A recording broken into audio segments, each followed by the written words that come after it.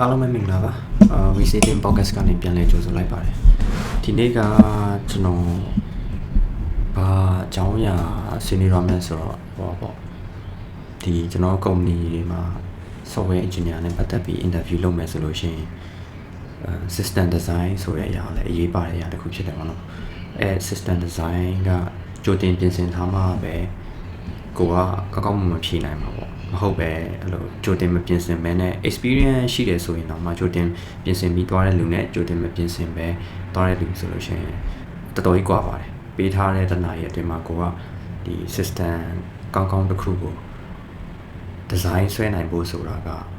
experience ရှိပါစေအောင်တော့ကြိုတင်ပြင်ဆင်မှုရှိမှတာပို့ပြီးချောချောချူချူနဲ့ကိုပေးခြင်းတဲ့ message ကိုပေးခြင်းတဲ့ design ကိုရေးဆွဲနိုင်မှာဖြစ်ပါတယ်ပေါ့ဒါကြောင့်ကျွန်တော်က system design နဲ့ပတ်သက်ပြီးမှဆွေးနွေးရမှာပေါ့နောက်ပြီးတော့ system design ကအခုနောက်ပိုင်းပို့ပြီးအရေးပါလာတယ်ဘာကြောင့်လဲဆိုတော့ဟို AI ကတဖြည်းဖြည်းနဲ့ဒီကုတ်ရေးတဲ့ဘိုင်းမှာဆိုရင်ကျွန်တော်ကိုယ်တိုင်ရေးစရာမလိုတော့ဘူး AI ကိုရေးခိုင်းလာလို့ရပြီအဲ့တော့ကျွန်တော်တို့ကကုတ်ရေးတဲ့ဘိုင်းကိုအရင်ကတော့အချိန်ပေးနေကြမှာတော့အဲ့တော့ကျွန်တော်တို့ကဘယ်မှာပိုအချိန်ရတော့လဲဆိုရင်ပိုကောင်းမွန်တဲ့ system တိစောက်တဲ့ဘိုင်းမှာ system design ဘိုင်းမှာ architecture ဘိုင်းမှာပိုပြီးမှအချိန်ပိုပေးနိုင်တော့မယ်ပေးနိုင်လာတယ်ပေါ့ခုနောက်ပိုင်းအဲ့ဒါဒီ system design ကောင်းကအရေးကြီးတယ်ဆိုတော့ကျွန်တော် system design နဲ့ပတ်သက်တာဆွေးနွေးတော့ပါမယ်ဒီနေ့တော့ဘာအကြောင်းအရာနဲ့ပတ်သက်ပြီး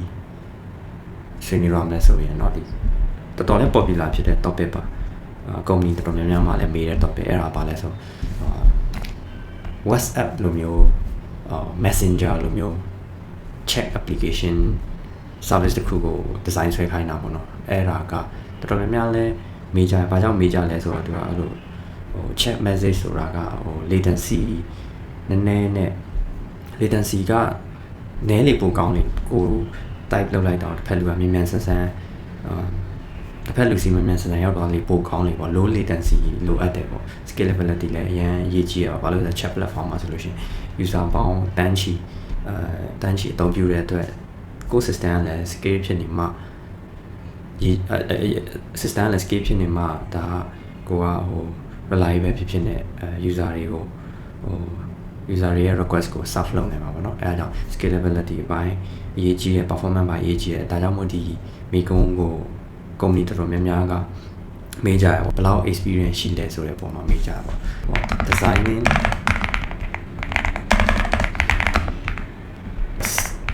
app messenger service အဲ topic နာမည်ကတော့ WhatsApp လိုမျိုး messenger service လိုမျိုးcheck service တစ်ခုကိုဘယ်လိုပေးလုပ်နေပေါ့သူကကိုလျှောက်တဲ့ role ပုံမူတည်မှာပေါ့နော်ကိုလျှောက်တဲ့ role ကအဲ့လို step level လိုမျိုး senior level လိုမျိုးလို့ဆိုလို့ရှင်သူကinformation အများကြီးမပေးထားဘူးဒီ system ကိုလူဘယ်နှယောက်ကသုံးပါလဲဒီ system ကlatency ဘယ်လောက်နည်းနည်းနဲ့ serve လုပ်နိုင်ရမှာလဲဒီ system ရဲ့ feature တွေကဘာတွေပါမလဲsenior level staff level ဆိုလို့ရှိရင်ဒီကောင်သူကအဲ့လိုမျိုးတွေကိုမိကွန်းထဲမှာထည့်ရေးလေးမရှိဘူး။ဘာကြောင့်လဲဆိုတော့ဒီ system တစ်ခုကိုတည်ဆောက်မယ်ဆိုလို့ရှိရင် requirements gathering ကလည်းsenior level staff level ဆိုလို့ရှိရင်ဒါကသူတို့က user ကိုမေးပြီးမှတခြား collect လုပ်ပြီးမှတည်ဆောက်ရမှာပေါ့။เนาะဒါကြောင့်ကိုလျှောက်တဲ့ role က senior level staff level ဆိုလို့ရှိရင်ဒီလိုမျိုးတုံနဲ့ information အများကြီးမပေးဘူး information ကို requirement ကို gather လုပ်ရမှာကကိုယ့်ရဲ့တာဝန်ဖြစ်သွားတယ်ဒါမှမဟုတ်ပဲねကိုကအဲ့လို junior level လိုမျိုး mid level လိုမျိုးဆိုလို့ရှိရင်ကျတော့ဒီမှာဒီမေကုန်းမှာပို့ပြီးမှတိကျတဲ့ information များပို့ပါလာမယ်ပေါ့เนาะဒါပေမဲ့ထားပါတော့ဒီကျွန်တော်တို့ကအဲ့လို senior တယောက်အနေနဲ့ apply လုပ်တယ်ဆိုတော့ perspective ကနေပဲချင်းကပ်ကြည့်အောင်ဆိုတော့ကျွန်တော်ပထမဆုံးမေးမှာက function နဲ့ requirement အပိုင်းနဲ့မေးမယ်ပေါ့ user ဟုတ်ပြီဒီ WhatsApp လို system မျိုးကိုမင်းက design လုပ်ခိုင်းနေဆိုပါတော့အဲ့တော့WhatsApp မှာဆိုလို့ရှိရင်တယောက်နဲ့တယောက် one on one message ပို့လို့ရတယ်ပြီးကြတော့လည်းအဲ့လို group chat လိုမျိုးလဲ group တစ်ခုကို user အများကြီး join မိမှလည်းအဲ့လို group chat လိုမျိုးလဲ message ပို့လို့ရတယ်မင်းက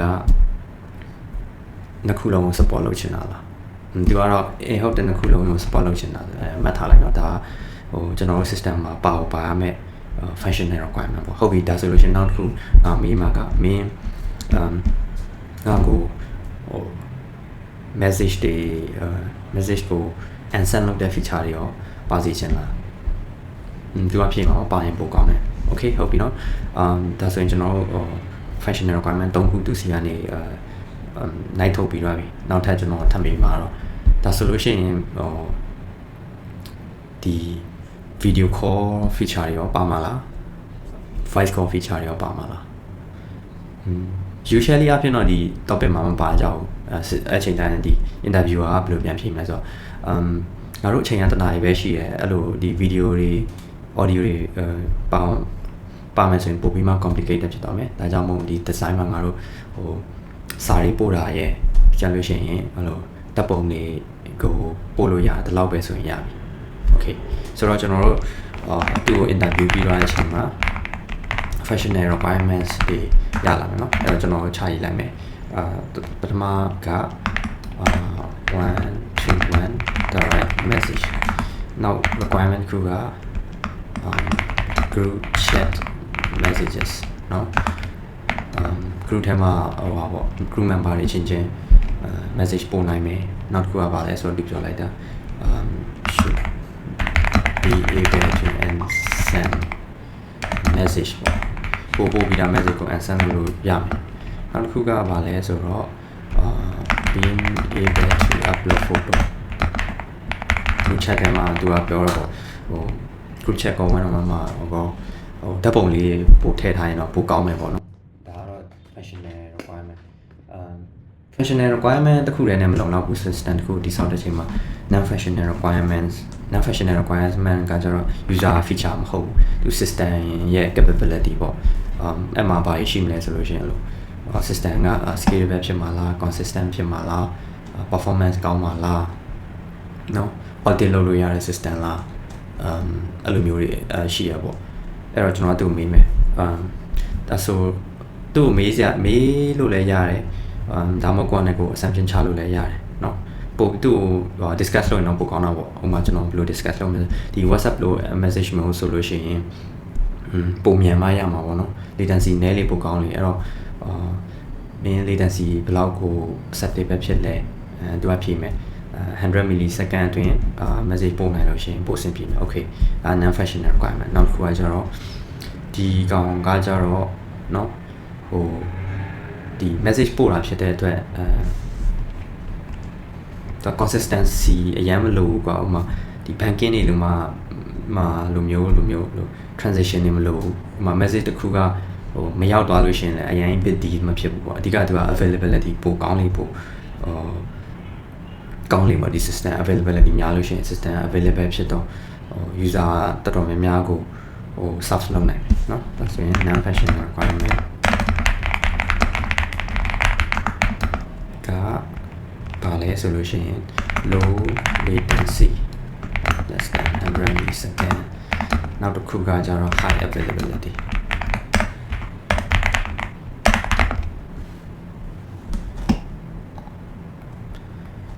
okay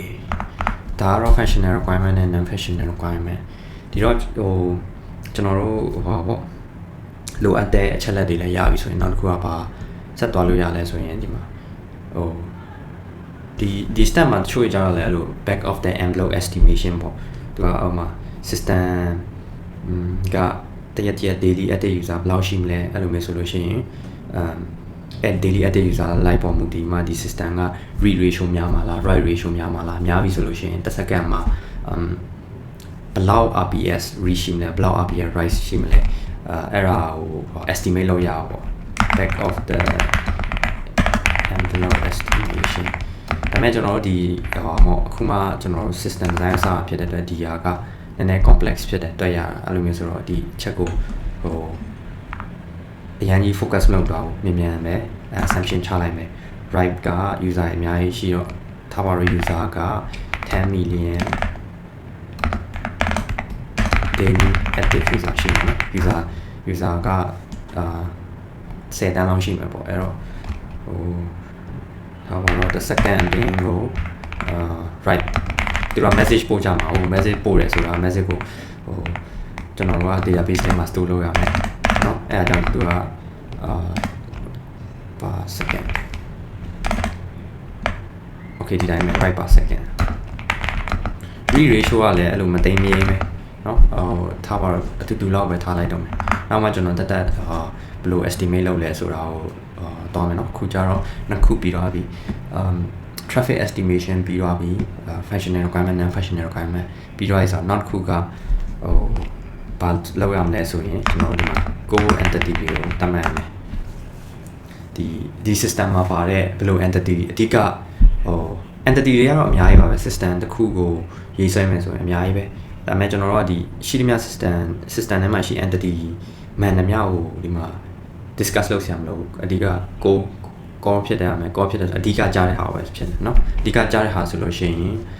ဒီမှာပါရှိမလဲဆိုရင် user ရှိမယ်เนาะuser entity ရှိမယ်နောက်တစ်ခုကchat ပေါ့ chat entity ရှိမယ် one to one or group chat เนาะပြီးကြလို့ရှိရင်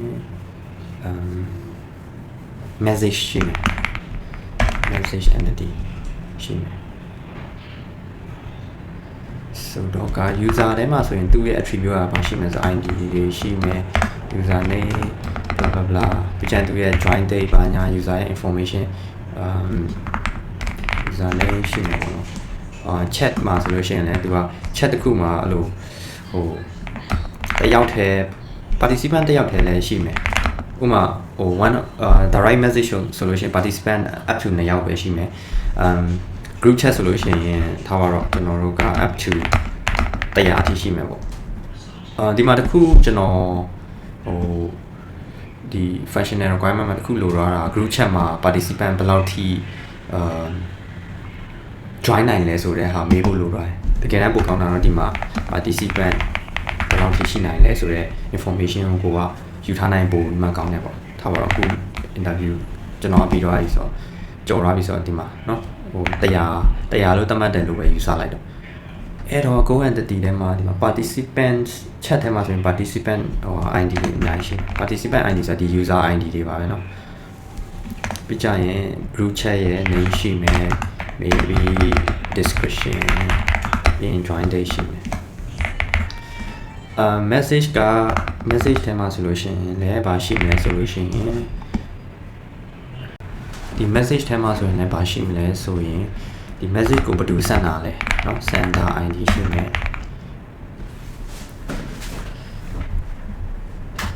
သူကဒီ message ထဲမှာ participant ID တော့ဟိုထည့်လို့မရအောင်ဘာကြောင့်လဲဆိုတော့သူကဟိုဒီ message ကိုလက်ခံမဲ့သူကတယောက်တည်းဖြစ်နိုင်တယ်လို့အများလည်းဖြစ်နိုင်တယ်အဲ့တော့ဒီဟိုပေါ့ဟို sender ID ထည့်လို့မရအဲ့တော့ဒီမှာ chat ID ထည့်ရင်ပိုအဆင်ပြေဘာလို့လဲဆိုတော့သူကကျွန်တော်ကဒီ chat ဆိုတဲ့ entity ကဟို polymorphic ပုံစံပေါ့သူက one to one တက်လဲ support ဖြစ်တယ် group တက်လဲ support ဖြစ်တယ်ဒီ one to one ကိုလည်းသူက group အနေနဲ့ဟိုကျွန်တော်တို့ user လိုက်တယ်လို့ interviewer ပြောလို့ရတယ်ပေါ့เนาะ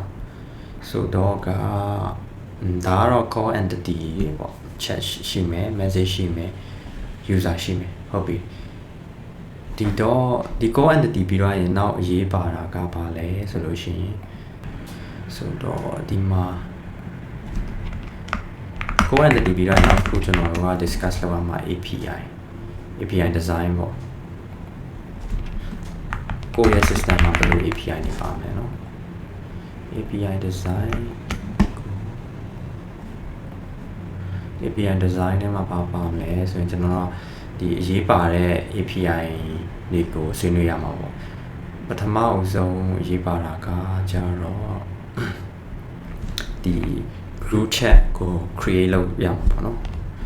API view chat ကို create လုပ်တာပေါ့နော် chat ကို create လုပ်တာအဲ့မှာဘာပါမလဲဆိုရင် chat ရဲ့ name ပါမယ်ပြီးကြရင် description ပါမယ် initial ကတော့ participant ကတော့မပါဘူးပေါ့ participants မပါဘူးပြီးကြရင်ဒီမှာက creator ID ဆိုပြီးမှပေါ့ ထဲလို့ creator ID ဆိုတာပါတယ်ဒီ group chat ကိုဘယ်သူက create လုပ်တာလဲပေါ့ဒါပေမဲ့ကျွန်တော်ဒီမှာတစ်ခုပြောချင်တာဒီ creator ID ကိုဒီ body page လောက်မှာလုံးဝမထည့်ပါနဲ့ဘာလို့လဲဆိုတော့ဒီအဲ့လို user ID တို့ဟို ownership ID တို့ဆိုတာက body page လောက်မှာမပါသေးဘူးဘာလို့လဲဆိုတော့ body page လောက်မှာပါလို့ရှိရင်ဟိုဥမာကျွန်တော်ရဲ့ ID က2ပေါ့ attacker ရဲ့ ID က3ဆိုလို့ရှိရင်ဒီ attacker ကကျွန်တော် ID ရဲ့ ID ကိုတုံးပြီးမှကျွန်တော်ဖန်တီးတယ်လို့ねသူကလွယ်ကူကူနဲ့အဲ့လို attack လုပ်လို့ရပါဘော security မကောင်းเนาะအဲ့တော့အဲ့လို owner ID တွေကို body မှာမထားနဲ့ server မှာဒီအဲ့လို GWT ကနေပေါ့ဒီ code လုပ်ပြီးမှဒီ value info လုပ်လို့ရတယ်ဆိုတော့ဒါက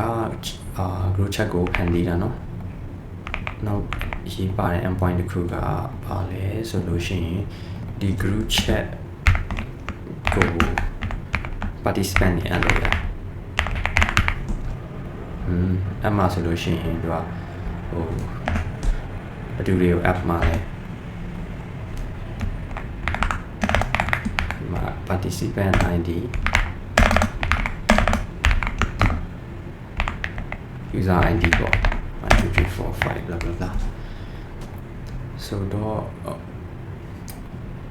user ID ကိုအဲ့လိုမျိုးလောက်တာထက်ဆိုင်ရင်ဒီမှာ user name နဲ့ဆိုပိုကောင်းမယ်တဲ့ဘာလို့ဆို incremental ID ကိုအဲ့လိုမျိုး API request မှာလောက်တာက secure မဖြစ်ဘူးเนาะ user name AABB60DD for right ဒါက user တွေကိုadmin က user တွေကိုထည့်တာပေါ့เนาะနောက်တစ်ခု endpoint ဒါပြီးအရေးကြီးတဲ့ဟာဘာရှိလဲဆိုလို့ရှိရင်ဒီ chat ရဲ့ message history ပေါ့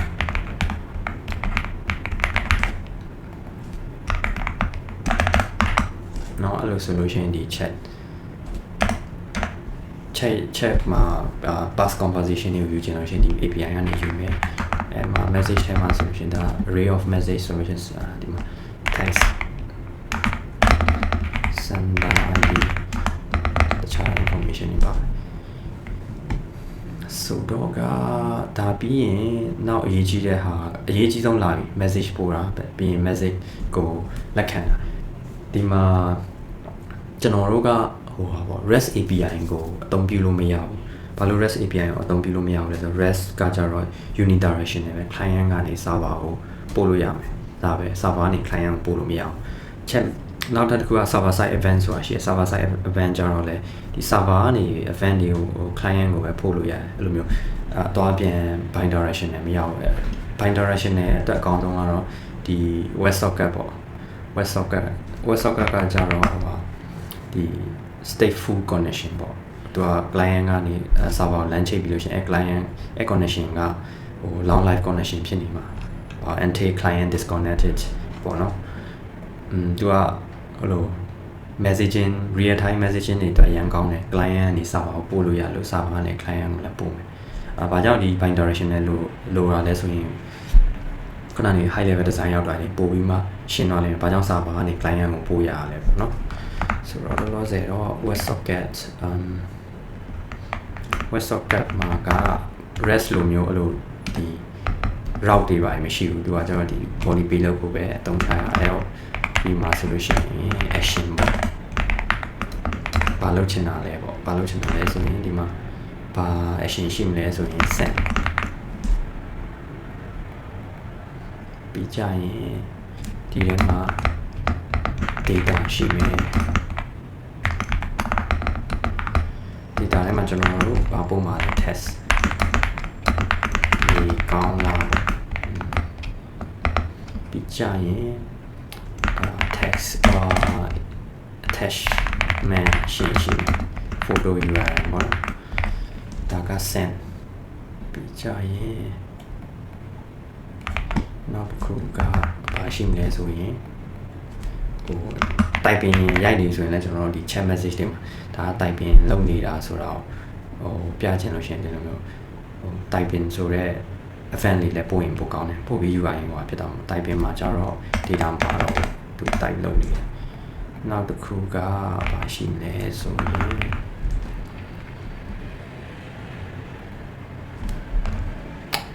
ရှိမလဲand send အတွက်ဆိုရင်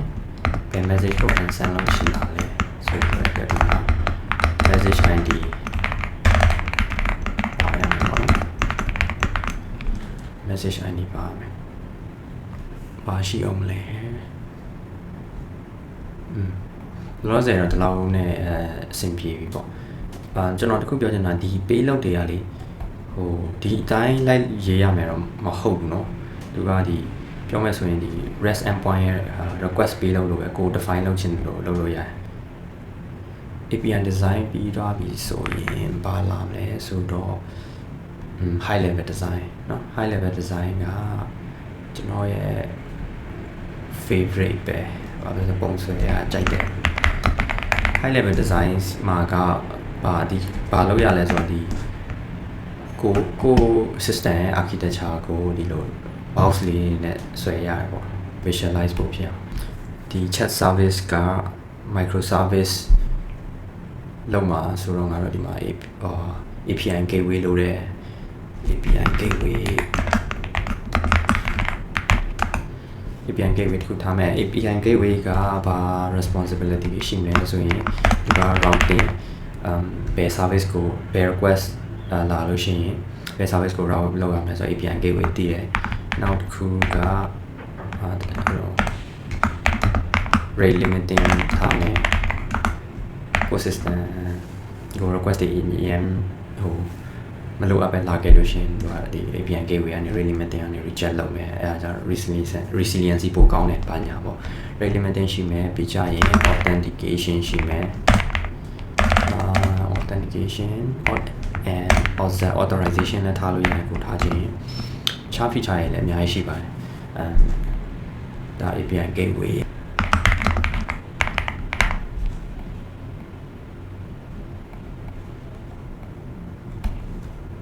ပြီးကြရင်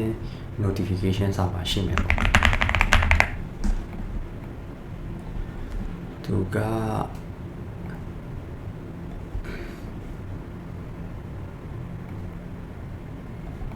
ဒီလိုလောလောဆယ်အခုဒါရှိမယ်နော်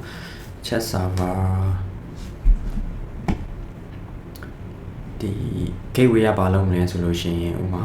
ဒီ client က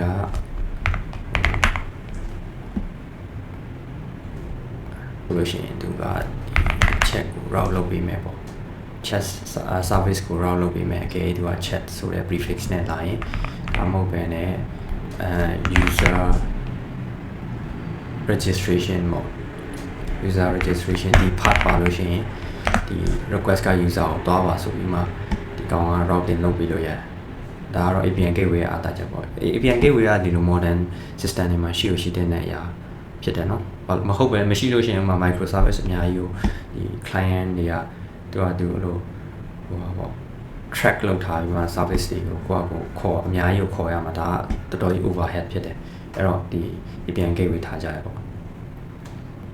API gateway ရှိမယ်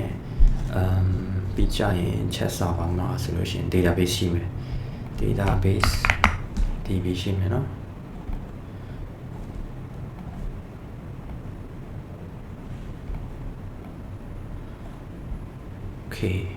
database ရှိမယ်ဒီ chat server ကလည်း REST endpoint ပြီးကြရင်သူကလည်း web socket လည်း support လုပ်တယ်ပေါ့နှမျိုး support လုပ်တယ်ဒီဟာက high level design ကတော့ simple တော့ပြီပေါ့တခုချန်လေးကျွန်တော်ဒီမှာ database ဘာ database တုံးလဲဆိုတော့ discuss လုပ်မယ်ငါဒီ chat application မှာဆိုလို့ရှိရင်ခဏကဒီမှာ estimate လုပ်ခဲ့တာsecond မှာ1000လောက်write လုပ်မယ် maybe future မှာဒီထက်ပို user များလာလို့ရှိရင်တသိန်း message per second လည်းဖြစ်နိုင်တယ်1 million second per second လည်းဖြစ်နိုင်တယ်အဲ့တော့ဒီ write heavy system ဖြစ်တယ်ပေါ့ write heavy system ဖြစ်တယ်ပြီးကြရင် write heavy ဖြစ်တော့ငါတို့ကဒီ database တစ်ခုတည်းနဲ့ write database တစ်ခုတည်းနဲ့မလုံလောက်ဘူးအကယ် sharding ကလိုတယ်ပေါ့ MySQL ကအဲ့လိုအရန် write heavy ဖြစ်တဲ့system လိုမျိုးမှအဆင်မပြေဘူးเนาะ right heavy ဖြစ်တဲ့ system မျိုးမှာအဆင်မပြေဘူးပြီးကြတော့ငါတို့ပေါ့ consistency လည်းမလိုအပ်ဘူးအဲ့လို asset transition တွေလည်းမလိုဘူးဒါက financial application မဟုတ်ဘူး e-commerce system မဟုတ်ဘူး ticketing system မဟုတ်ဘူးဆိုတော့ဒီက availability ရေးပါတယ်ပြီးကြရင်data right ရေးပါတယ်အဲ့တော့ငါတို့က NoSQL သုံးရမယ် NoSQL မှာဆိုလို့ရှိရင်DynamoDB သုံးမယ် DynamoDB ဆိုတော့ DynamoDB သုံးမယ်ဆိုတာနဲ့လည်းမပြီးတော့ဘူးဒီပြီးကြရင်ငါတို့ data modeling အကြောင်းလဲဆွေးနွေးရမယ် data modeling က user ရှိမယ် chat message ရှိမယ်เนาะ DynamoDB မှာက MySQL နဲ့မတူတာကသူကအဲ့လိုသူ့ database design ဆွဲတဲ့အချိန်သူရဲ့ access pattern clearly တတ်မှတ်ထားဖို့အရေးကြီးတယ်မဟုတ်ပဲဆိုလို့ရှိရင်သူကတော်တော်ကြီးကိုမှဟို access pattern တခြားမတတ်မှတ်ပဲနဲ့ data ကို store လိုက်မယ်ဆိုရင်နောက်ပိုင်းမှာတော်တော်ဒုက္ခရောက်တယ်အဲ့တော့ကျွန်တော်တို့က access pattern clearly တတ်မှတ်နိုင်တဲ့ application မျိုးမှာ DynamoDB သုံးတယ်ပြီးကြရင်လည်း access pattern ကိုလည်း upfront တခြား define လုပ်ရမယ်ပြီးတော့ငါတို့ရဲ့ access pattern ကဘာလဲဆိုလို့ရှိရင်user can see a list of chat ဒါလေး WhatsApp မှာဖွင့်လိုက်ပြီးဆိုရင်ကျွန်တော်တို့conversation လုပ်ထားတယ်လို့ group chat ဖြစ်ဖြစ်one by one ဖြစ်ဖြစ်အဲ့အရာတွေကိုပြရမှာပေါ့နော်ဆိုတော့ user can see a list of chat နောက်တစ်ခုကchat မှာget all participants from the chat ဒီ chat မှာ participant တွေဘယ်သူရှိလဲဆိုတာသိဖို့လိုအပ်တယ်ဒါကကျတော့ system level ကသိဖို့လိုအပ်တယ်ဘာကြောင့်လဲဆိုတော့user က message ပို့လိုက်ပြီဆိုရင်ဒီ group ထဲမှာရှိတဲ့သူအားလုံးကိုကျွန်တော်တို့က notify လုပ်ရမှာပေါ့နော်publish လုပ်ရမှာအဲ့အတွက်ဒီဟာက assistant အရာအရေးကြီးတယ်ဒါပြီးရင်ဘာရှိမလဲဆိုလို့ရှိရင် chat ထဲမှာရှိတဲ့ message တွေပြတာပေါ့အဲ့ဒါက get messages from the chat ဆိုတော့ပထမဦးဆုံး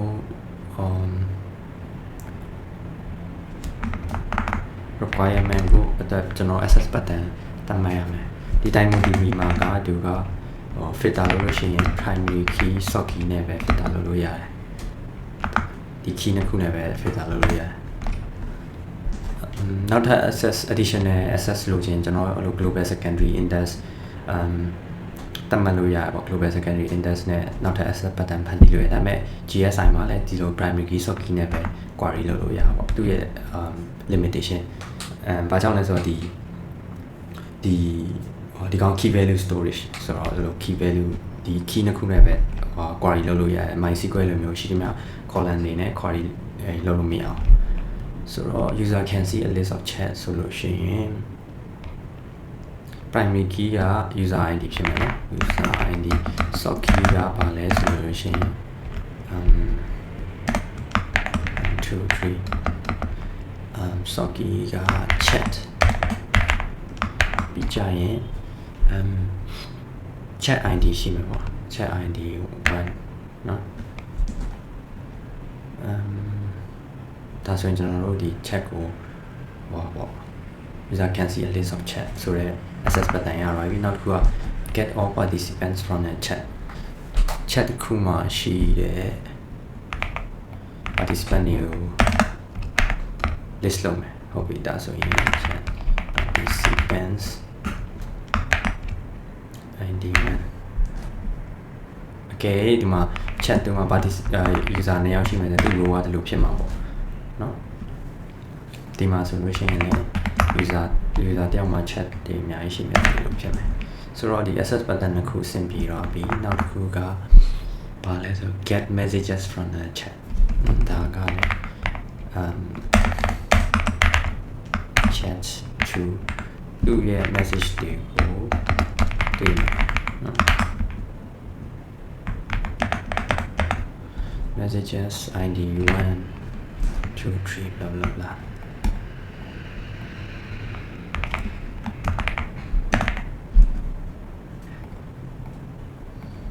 ဒီမှာ timestamp ထားလိုက်တာလည်းအဆင်ပြေမယ်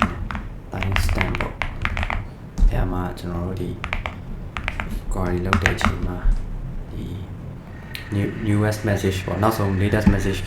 ကိုမြင်အောင်အဲ့လိုဆောက်လုပ်လို့ရပါတော့ဒီ chat မှာဒီမှာလည်းကျွန်တော်တို့ chat တွေကနောက်ဆုံးဟို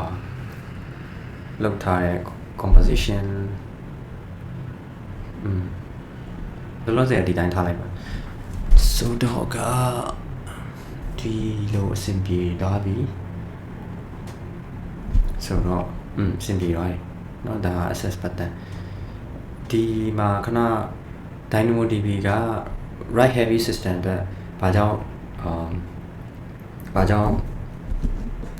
ရွေးချယ်တင်တာလဲဆိုတော့ဟိုမှာကို position ပေါ်မူတည်ပြီးမှ interview ကမေးမယ်ပေါ့ကိုက junior level လောက်ဆိုလို့ရှိရင် mid level လောက်ဆိုလို့ရှိရင်သူတို့လောက် deep dive လုပ်ချင်မှလုပ်မှာ junior level လောက်ဆိုရင်ဒီမှာ DynamoDB မသုံးဘဲနဲ့ကို MySQL လောက်ပဲသုံးနေဆိုရင်လည်းသူတို့က junior mid လောက်ဆိုရင်လည်းသူကဟိုလက်ခံပေးမှာပေါ့ဘာလို့လဲဆိုတော့သူတို့ experience တာမရှိဘူးကိုက senior staff လောက်ဆိုလို့ရှိရင်သူတို့ဒီ DynamoDB တို့ Cassandra တို့ဟို3နိုင်လောက်မှအဆင်ပြေမယ်ပေါ့เนาะ3နိုင်လောက်မှဒီမှာ DynamoDB ကဘာကြောင့် write heavy အတွက်အဆင်ပြေတာလဲဆိုလို့ရှိရင်သူက natively built-in sharding ကို support လုပ်တယ်เนาะ sharding ကို support လုပ်တယ်သူကဒီ DynamoDB ထဲမှာ sharding ကိုဟိုသူကကျွန်တော်တို့ဒီ primary key ပုံမူတည်ပြီးမှသူက data တွေက different shard မှာသွား store ရပေါ့ဒီမှာ user ID 123ကဆိုလို့ရှိရင် DynamoDB ရဲ့ထဲမှာ node အသေးလေး node A မှာသွား store မယ်ဒီ user ID 345ကတခြား DynamoDB node မှာသွား shard မှာသွား store မယ်ပေါ့ဒါပေမဲ့ကျွန်တော် application level ကဒီ key ဆိုရင်ဘယ် node မှာ store လုပ်တာလဲဘယ် node ကနေတွားမှ retrieve လုပ်ရမှာလဲဆိုတာကို application က design လုပ်စရာမလိုဘူးအဲ့ဒါတအားကောင်းတယ်ကိုကလည်းကိုဒီ MySQL လိုမျိုးမှာအဲ့လို sharding support လုပ်ချင်လို့ရှိရင်ဒီ application logic ထဲမှာကျွန်တော်တို့ကအဲ့လိုဘယ် shard မှာတွား query လုပ်ရမှာလဲဆိုတာရေးရအဲ့တော့ဒါကစင်မပြေဘူးเนาะနောက်ဆုံးထွက်တဲ့ဒီ planet scale လိုမျိုးမှာကျတော့ဒီ planet scale ကလည်း MySQL ပဲအဲ့လိုမျိုးမှာကျတော့လည်းဒီ DynamoDB လိုပဲ built-in sharding ပါတယ်ကိုက route လုပ်စရာမလိုဘူးဒါပေမဲ့ ရိုး MySQL ဆိုလို့ရှိရင်အဲ့လို sharding လုပ်ရ logic ရေးတာတော်တော်ကြီးမလွယ်ဘူးပြီးကြရင်အဲ့လိုနောက်ထပ်ကို shard တွေနဲ့မလုံလောက်တော့လို့နောက်ထပ် server အသစ် shard တွေထည့်မယ်ဆိုရင်ဒီ data တွေ rebalance လုပ်ရတာတွေရှိတယ်အကောင်တွေကလည်းတော်တော် overhead ဖြစ်တယ်အဲ့တော့ဟို DynamoDB တွေတုံးလိုက်လို့ရှိရင်ဒီကောင် automatically ဟိုတော်တော်ကြီး scalable ဖြစ်တယ်ပေါ့နော်အဲ့တော့ကျွန်တော်ဒီမှာဒါကြောင့် DynamoDB တုံးရခြင်းဖြစ်တယ်ဆိုတော့အခု high level design ပြီးတော့ပါပြီဆိုတော့ဒီ high level design ပြီးတော့ရဆိုလို့ရှိရင်interviewer ကကျွန်တော်တို့တစ်ခါလေကြာရင် deep dive လုပ်ခိုင်းတယ်ဟိုသူကိုစီကမင်းဘယ်လောက်ထိမင်းဆွဲထား design ပေါ်တက်ကြွလဲမင်းဘယ်လောက် experience ရှိလဲဆိုပြီးဆိုတော့သိချင်တဲ့သူကပို့ပြီးနိုင်ချွတ်မေးရပေါ့ဥပမာဆိုလို့ရှိရင်ဒီမှာဘာမေးနိုင်လဲဆိုလို့ရှိရင်ဒီ system က user တွေအများကြီးသုံးမှာတန်းချီသုံးမှာအဲ့တော့ဒီ chat server တစ်ခုတည်းနဲ့မလုံလောက်ဘူးမင်းဘယ်လိုလုပ်မှာလဲမေးမှာပေါ့အဲ့မှာဆိုရင်ကျွန်တော်ကဘာဖြေမလဲဆိုလို့ရှိရင်ငါကဒီမှာ chat server တွေကိုအများကြီး auto scaling နဲ့ဟောလုပ်မယ်ပေါ့ဒီလိုပဲပြလိုက်တော့မယ် chat server တွေလည်းဟောပေါ့အများကြီး scale လုပ်ထားမယ် pop တွေအများကြီးရှိမယ်ပေါ့ဒီလို HPA auto scaling နဲ့ငါတို့ဒီလို chat server တွေအများကြီးလုပ်မယ် user ပို့မယ်နော် chat server တွေအများကြီးအဲ့လို replicate လုပ်ထားတဲ့အတွက်ငါတို့ကဟိုပို့ပြီးမှ scaling လုပ်နိုင်မှာပေါ့အဲ့အချိန်မှာ interview ကဗာမေးမယ်ဆိုဟုတ်ပြီဒီလို scaling တွေအများကြီးလုပ်ထားတဲ့အတွက်ဥပမာထားပါတော့ user A ကဒီ node ထဲမှာ user A က WebSocket ကဒီ pop ကို join ထားတယ် user B က WebSocket ကဒီ pop ကို join တယ်အဲ့တော့ user A က user B ကို message ပို့လို့ရှိရင်မင်းဒီမှာမင်းဘယ်လိုဒီမတူတဲ့ဘယ် pop မှာ user B က join လဲဆိုတော့မင်းဘယ်လိုသိမလဲ user B ကိုမင်း message ပို့လိုက်လို့ရှိရင်ဘယ်လိုပို့မလဲဆိုတော့မေးလိမ့်မယ်အဲ့မှာကျွန်တော်အဲ့ဒါမရှင်းပြခင်ဒီ WebSocket server မှာဘယ်လိုမျိုးအလုပ်လဲဆိုတော့အရင်ရှင်းပြမယ်နော်ဒီ scaling တွေမရှိသေးခင်မှာပေါ့ server တစ်လုံးပဲရှိမယ်server တစ်လုံးပဲရှိမယ် client က server ကို join ပြီဆိုလို့ရှိရင် client က server ကို join ပြီဆိုရင်ကျွန်တော်တို့ကဒီ memory ထဲမှာ connection မျိုး store ထားရဗျာဒါပါတော့ user id 123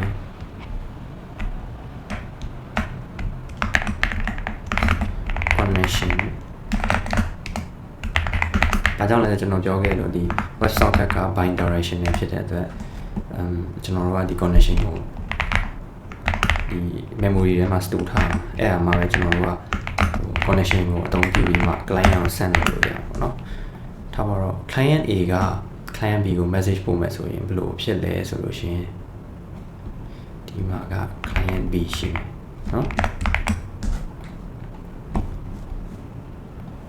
client A က client B ကိုclient A က client B ကို message ပို့တာတဲ့ for example client A က group chat group chatbot group bot group let's say group ID 20ကိုသူက message ပို့မယ်အဲ group ID 20မှာ client B ရှိမယ် client C ရှိမယ်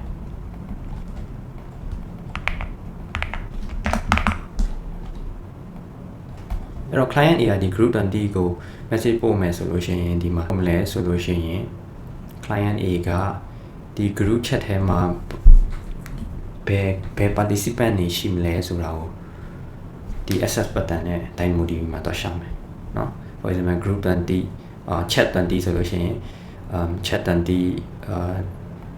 DynamoDB မှာ chat server တော့ရှာမယ်ဒီ chat 20မှာရှိတဲ့ participant ID တွေပေးပါဆိုလို့ရှိရင်starting fetch participants from chat 20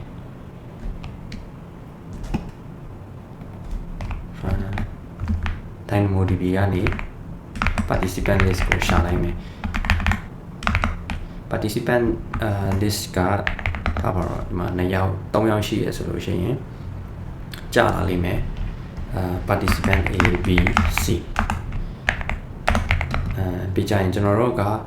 ဟိုเนาะ fetch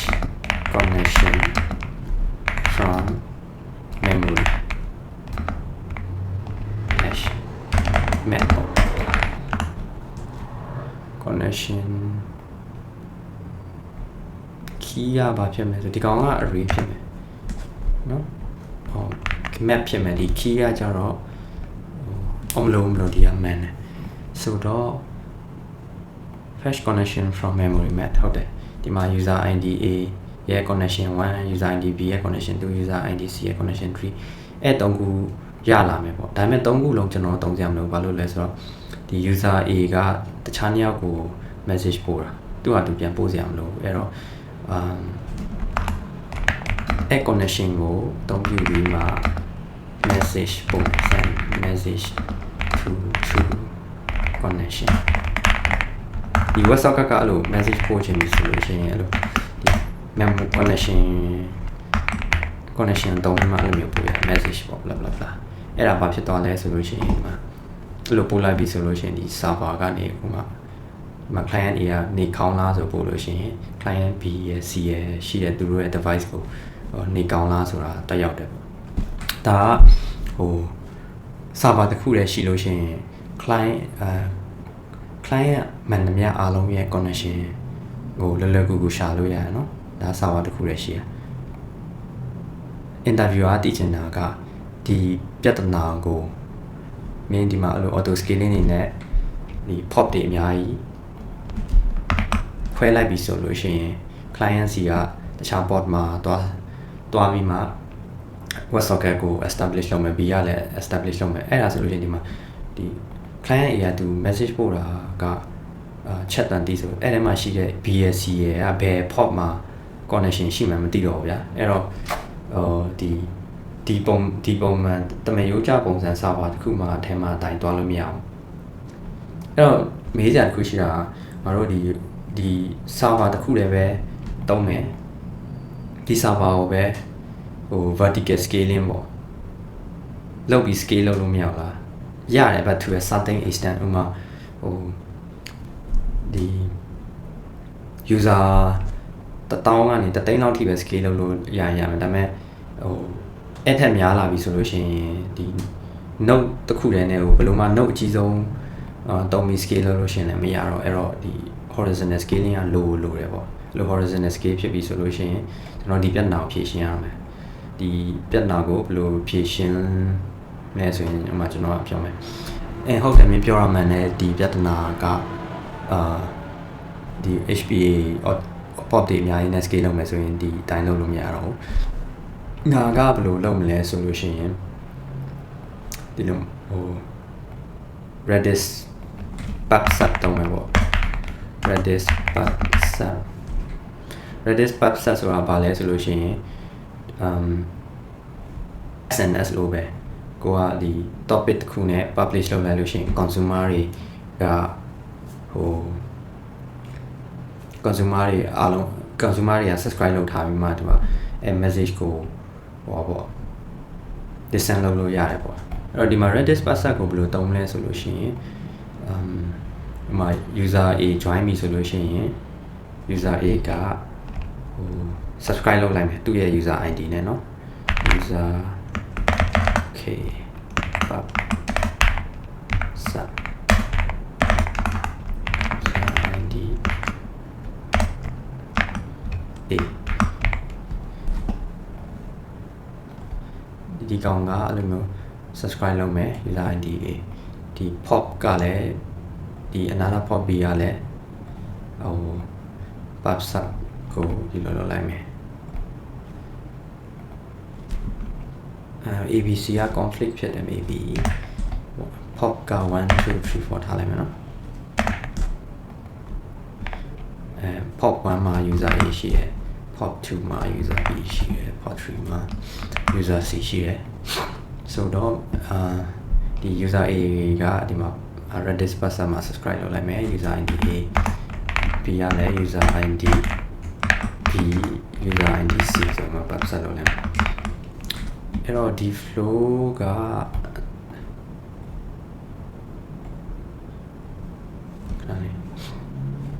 ဒီကောင်းကိုအောက်ဘက်ကိုရွှေ့ထားလိုက်မယ်เนาะဒီဟာကဒီလို connection store လောက်ထားတာက server မှာ in memory မှာ store လောက်ထားတာက HPA pop တွေအများကြီးရှိလို့ရှိရင်လည်းဆက်ပြီး store လုပ်နေရအောင်ပါပဲဒါမဲ့ဒီမှာဘယ်လိုဖြစ်သွားမလဲဆိုရင်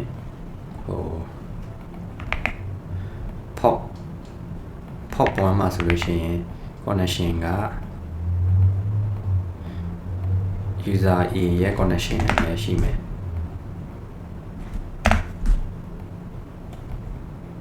user A ရဲ့ connection ရှိမယ်ပြီးတခြား user EF blah blah blah တခြား connection တွေရှိလို့ pop 2မှာကြတော့ user B ရဲ့ connection ရှိမယ်ပြီးကြရင် user F share connection ရှိမယ် user A က group 20ကို message ပို့လိုက်ပြီဆိုရင်တခြား B တွေ C တွေကိုဘယ်လိုပို့မလဲဆိုရင်ဒီမှာဘာဖြစ်သွားမလဲဆိုလို့ရှိရင်ခုနအတိုင်းနဲ့နည်းနည်းဆင်တယ်ဒါပေမဲ့ခုနလိုပဲကျွန်တော်တို့ဒီ DynamoDB ကနေဒီ chat တန်တီမှာပါတဲ့ participant တွေကိုရှာရမယ်ရှာပြီးလို့ရှိရင်ဘာလုပ်ရမလဲဆိုလို့ရှိရင်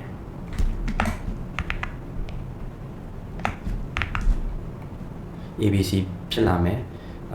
ABC တွေ့ရပေါ့ ABC တွေကနေကျွန်တော်တို့က B ရဲ့ C ရဲ့ပဲစိတ်ဝင်စားတယ် PSCA ကိုစိတ်ဝင်စားတယ်ပြချင်တယ်မှာကျွန်တော်တို့က Redis နဲ့ publish လုပ်မယ်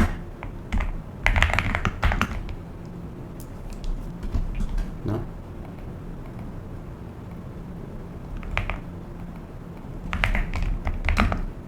message ပေါ့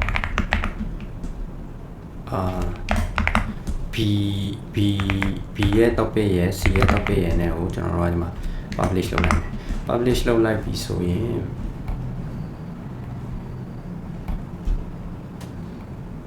ကျွန်တော်တို့ကဒီ broadcast လုပ်လိုက်တာပေါ့ဟို user B ကိုငါဒီ message ပို့ချင်တယ်ဆိုမှ Redis မှာပို့လိုက်တော့ဒီကောင်တွေကလည်းဒီ pop တွေကလည်းဟို Redis ကို subscribe လုပ်ထားတယ်เนาะ subscribe လုပ်ထားတယ်လောက်ထားဆိုဒီ pop တွေတိုင်းမှာဒီ Redis message ကတွားရောက်လိုက်မယ်တွားရောက်ပြီဆိုလို့ရှိရင်ကျွန်တော်တို့ကဒီ pop တိုင်းကဘာလုပ်ရမလဲဆိုလို့ရှိရင်သူတို့ check if connection exists in memory for if no ignore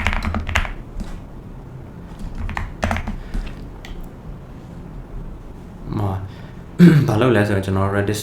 publish လုပ်လိုက်တဲ့ user ID B user ID C ဆိုမှ publish လုပ်လိုက်တယ်အဲ့တော့ဒီpop 2မှာဆိုလို့ရှိရင်เนาะ pop 2မှာဆိုလို့ရှိရင်